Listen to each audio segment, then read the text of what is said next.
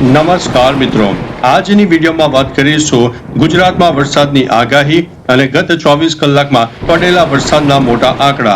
સૌપ્રથમ વાત કરીએ તો ગુજરાતમાં ચોમાસું સંપૂર્ણ રીતે બેસી ગયું છે।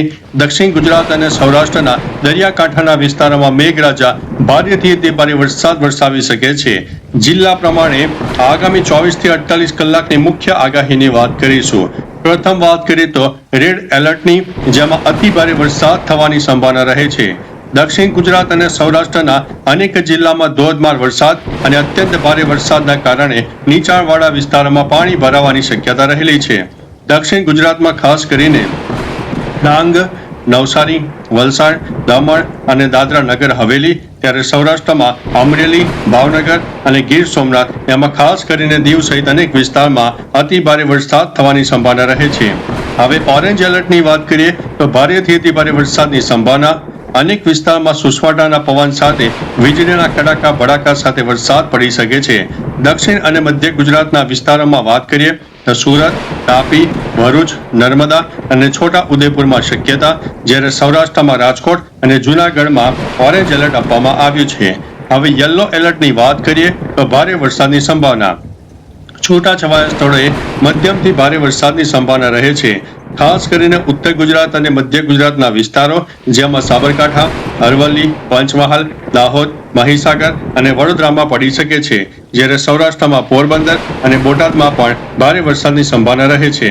હવે હળવા મધ્યમ વરસાદની શક્યતા ક્યાં છે, જેમાં નોર્મલ ગાજવીજ થાય। બાકીના જિલ્લામાં વાદળછાયા વાતાવરણ સાથે સામાન્યથી મધ્યમ વરસાદી ઝાપટા પડી શકે છે। કેટલાક વિસ્તારોમાં 40 થી 50 કિલોમીટર પ્રતિ કલાકની ઝડપે પવન પણ ફૂંકાવાની શક્યતા છે। આણંદ, ખેડા, અમદાવાદ, ગાંધીનગર, મહેસાણા, પાટણ અને બનાસકાંઠામાં હળવા મધ્યમ વરસાદી ઝાપટા થઈ શકે છે। મિત્રો, ખાસ નોંધ રાખજો કે દરિયાકાંઠાના વિસ્તારોમાં પવનનું જોર વધુ હોવાને કારણે માછીમારોને દરિયો ન ખેડવા માટે અમારા ચેનલ વતી વિનંતી છે। નદી કે નાળાની નજીક નીચાણવાળા વિસ્તારમાં રહેતા લોકોએ અત્યારે સાવધાન રહેવાની મોટી અપીલ કરવામાં આવી છે। હવે મિત્રો, ગત 24 કલાકમાં પડેલા વરસાદના આંકડા ઉપર નજર નાખીએ તો સ્ટેટ ઇમરજન્સી ઓપરેશન સેન્ટર અને હવામાન વિભાગના તાજા આંકડા અનુસાર રાજ્યના 100 થી વધુ તાલુકાઓમાં મેઘરાજાએ ધમાકેદાર બેટિંગ કરી છે। ખાસ કરીને સૌરાષ્ટ્ર અને દક્ષિણ ગુજરાતના ભાગોમાં ભારેથી અતિ ભારે વરસાદ નોંધાયો છે। છેલ્લા 24 કલાકમાં રાજ્યમાં નોંધાયેલા મુખ્ય આંકડા અને વધુ વરસાદવાળા વિસ્તારોની માહિતી આપીએ। સૌપ્રથમ વાત કરીએ તો જૂનાગઢના માંગરોળમાં 11 ઇંચથી વધુ વરસાદ નોંધાયો છે।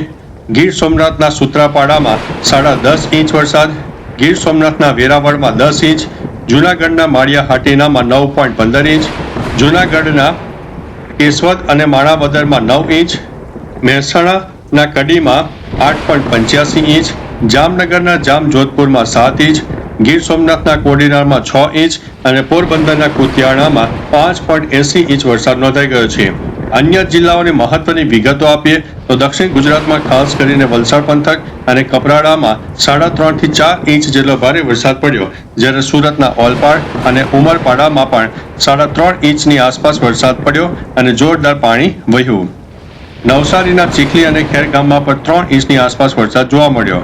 હવે વાત કરીએ તો મધ્ય ગુજરાતની, વડોદરાના સિનોર અને મહીસાગરના વીરપુરમાં 2 થી લઈને 2.5 ઇંચની આસપાસ વરસાદ, આણંદ પંથકમાં ખંભાત અને સોજિત્રા તરફ 1.5 થી લઈને 2.5 ઇંચ આસપાસ સુધીના હળવા મધ્યમ વરસાદી ઝાપટા પડ્યા હતા।